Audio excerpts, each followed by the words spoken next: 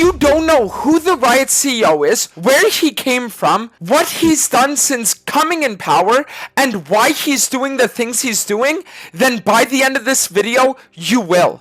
Just as a disclaimer, nobody should ever go out of their way to harass, intimidate, or threaten anybody. The purpose of this video is merely to educate you on who the Riot CEO is, but I do not want to see anybody threatening him or saying that he should do anything bad or that he should lose his life or anything like that. This is merely just for educational purposes. So, without further ado, let's begin. Riot was always called a small indie company. Anybody that's been playing the game for years knows that one of Riot's core things was the fact that they always had a good sense of community with their community. They would always show up at events, they would always show up at different conventions. Even when they were initially playtesting League of Legends, they would actually make it so that gamers attending conventions would be able to interact with the writers that were actually creating the game to provide feedback in real time. One of the things that actually drew a lot of people to League was the fact that it was a smaller project headed by a smaller company that aimed to tackle a space that was previously dominated by giants. For those that have been around for a while, you'll even remember the fact that people used to call Riot Rito, and how it was always a very familiar company that would just make you feel kind of at home. But then in November of 2018, everything changed. Two former Riot employees, named Melanie and Jess, filed a lawsuit against Riot Games for alleged sexual harassment, discrimination, and misconduct against the female employees that were a part of Riot at the time. There were unacceptable practices that were taking place, such as higher-ups making unwanted sexual advances on the female workers of the company, as well as women that wouldn't be hired or promoted based on the fact solely that they were women. But the most insane thing of all was the fact that there was even a COO that would fart in the faces of his employees. Yes, I'm not trolling. The former COO, Scott Gelb, would go around and, like he was Peter Griffin in Family Guy, would put employees' faces on his ass and literally fart. After a year, Riot was actually willing to settle with the victims for $10 million, but then a California agency stepped in and killed the deal, saying that they should be paid as much as $400 million. So eventually, after a few years, in May of 2023, Riot actually finally settled their court case, paying the victims $100 million. And this is where things become a bit interesting. You see, in that same month, Riot Tryndamere, who was the actual founder of League of Legends and Riot Games, released a tweet saying that the CEO of League of Legends was stepping down and would instead be replaced by the new CEO, Dylan Jadeja. So now everyone's wondering, who is Dylan? Well, let's go into it. Dylan was always a great student. He graduated Ivy Business School in 1998, and after getting his degree, he actually became a senior associate at A.T. Kearney and consulted Fortune 100 and Fortune 500 companies for a period of 4 years until 2002. After that, he decided to go back to school and was actually able to get a degree at the Harvard Business School, which is one of the most prestigious schools in all of the states. He got his degree after 2 years and then went off to start his first real venture, where he became the literal vice president of Goldman Sachs. For those that don't know, Goldman Sachs is legitimately one of the biggest investment bank and financial service companies on the planet, that over the course of years got investments from some of the richest people on the planet, including names like Warren Buffett. And then, after 7 years of being a part of Goldman Sachs and managing to get almost all the way to the top of the ladder, he decided to leave all of that behind and join Riot Games. Initially, when he joined Riot in 2011, he had two roles: CFO and COO. So his job essentially was to manage the company's finances and make sure that productivity was always at an all-time high. So he would do everything that ranged from budgeting to financial reporting to risk management, and then would oversee all of the day-to-day operations to figure out what could be done better to make Riot more money and make them more productive. But you see, when Dylan joined Riot Games, he didn't just bring with him his knowledge and his expertise. In February of 2011, which was the same year that Dylan started working with them, Tencent, which is nowadays Riot's parent company, actually bought 93% of Riot Games for $400 million.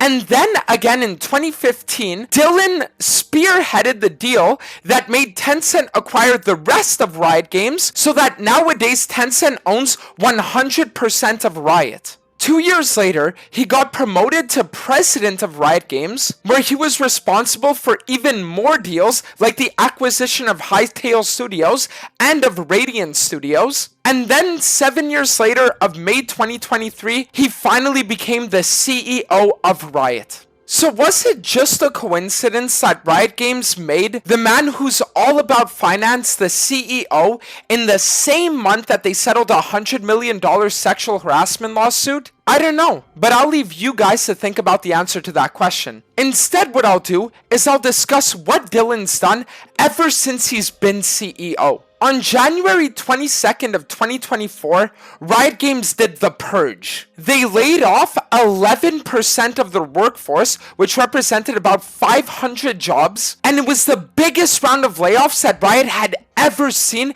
since its conception as a company. Mere months later, in June, they actually announced the Ahri skin that costed $500, which was the first skin ever in League of Legends history to cost anywhere even near that amount. And then just a few months later, in October, they laid off even more Riot employees. And while you can make the argument that the layoffs might have been necessary because maybe there were too many jobs, or that the Ahri skin was a good addition to the game because now it gave Riot a way to actually capitalize off of its players that are willing to spend a lot of money, the things that Riot started doing soon after shattered all of those arguments. You see, during Season 1 of Arcane, 4 Arcane skins were released that players could get for free. The only thing they would have to do was win one single game, and they would actually acquire all the skins along with the champions that the skins belong to. But in November of 2024, when Arcane Season 2 was released,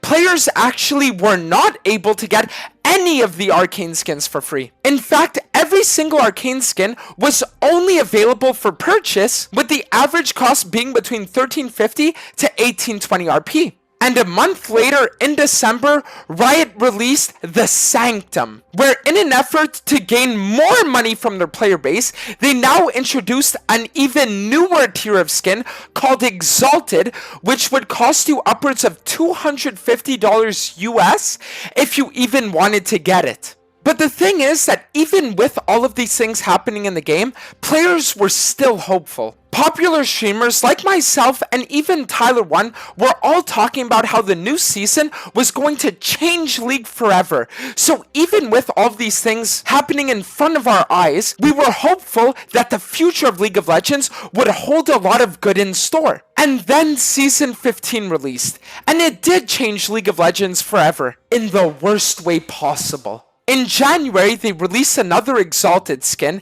and coupled with the Exalted skin, the new and improved battle passes. You see, in the past, if you would play 100 games of League of Legends during the time that an event was happening, by the end of it, if you were to spend $20 on a pass, you'd be able to get quite a lot of orbs. Riot didn't like that, so they decided that they actually wanted to rework it in a way where now the only things that you'd be getting were several skin shards, a couple of orbs from the Sanctum, and best of all, icons. But it's not even just the fact that the paid things were different, it's the fact that they completely reworked the way that the leveling system worked. You see, for literal years, Riot had a leveling system in place where when you would level up, you would get a champion capsule that you could open up to acquire blue essence. This replaced their earlier thing, for those that remember, called influence points, where you would just get a static amount of influence points to buy champions after every game of League that you would play. But nowadays, leveling has literally no purpose, because the only thing that playing games does is gives you XP for a battle pass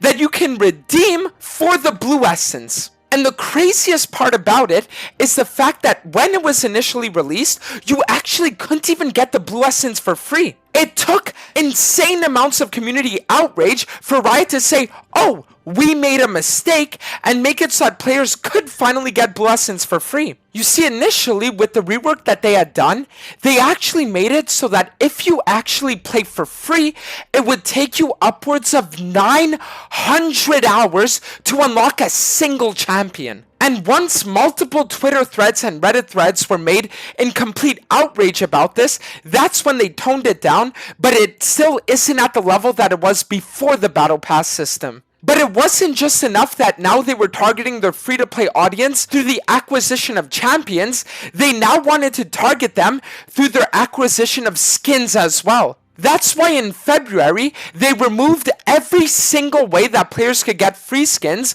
by removing Hextech chests and honor orbs and capsules. So nowadays, if you're a free-to-play player, you can barely get skins or champions. And the worst part is that even with players complaining about all these changes, Riot is still doing nothing. All of the recent videos are getting dislike bombed, all of the recent tweets are getting ratioed, people are in complete outrage, and they're just trying to sweep it under the rug by ignoring it. As we speak, there's a petition on change.org that a League of Legends player started to actually make the CEO of Riot Games step down. And after only a few days of being up, it's already at 13,000 signatures. While this might not seem like a lot, when I checked 12 hours ago, it was only at 5. So I can only imagine as the days go by, just how many people are actually going to be vocal about their disapproval of what Riot Games has been doing. Now, we've answered the who Dylan is, and we've answered the how he came to be Riot's CEO. We've also answered what he's done since becoming CEO, but there's one question that still remains. Why? For further insight into this, we can look at Bobby Kotick, who was the former CEO of Blizzard. You see, when Bobby was a part of Blizzard, everybody hated him. He made changes that ruined every single game he touched, and the community was unified in their disapproval against every single decision he would make. But the reason why he was allowed to do it for as long as he did was because there was one group of people that didn't disapprove of what he was doing. The shareholders. You see, even though people hated what Blizzard had become, the truth is that it had made more money under Bobby than it had ever made in the past. And it looks like Dylan is trying to do the same exact thing with Riot Games nowadays. To give you an analogy on what's happening, I want you to imagine this. You become the driver of a car and you tell everybody about just how fast you can drive this car. People decide to give you the keys, you turn the car on, and then you floor the gas. You eventually get to a point where you're at 300 miles per hour and you're speeding down the highway, but then just as you're about to hit a wall, you jump out. Even though the car crashed, for you, it doesn't matter. Because every time you try to convince people to let you drive their car, you can always point at how fast it was going while you were driving it without taking into account the repercussions afterwards. Dylan is trying to maximize the amount of profit he can get from League of Legends in a short-term time frame so that when the time eventually comes that Riot suffers long-term, he can just leave, go off to a different company, and then brag about just how good profits were under his leadership. And while I talk about all of this like it's fact, I want you to please keep in mind that it's all speculation. The only thing I can do is look towards the past and look at the present to predict the future. And the truth is that right now, the future of League is not looking good. The only way for us to really take a stand against what's happening, and I've talked about this time and time again, is to speak with our wallets. The second the shareholders see that profits are going down under all the things that Dylan's been doing, that is the only way that we can really make a change. So please, for the love of God, all of these things that are happening with the Sanctum, with the battle passes, and even with the new low effort skins, support none of it. Because if you do, only Dylan knows just how long he'll be able to milk the League of Legends community for all they're worth. The one bright side about this whole situation is that I feel like it's one of the few times that League of Legends has actually had its community come together as a community. Ironically enough, the most toxic player base actually got united by hatred over a common enemy. And I want to reiterate once again that this is in no way a video that's meant to send targeted hate against Dylan.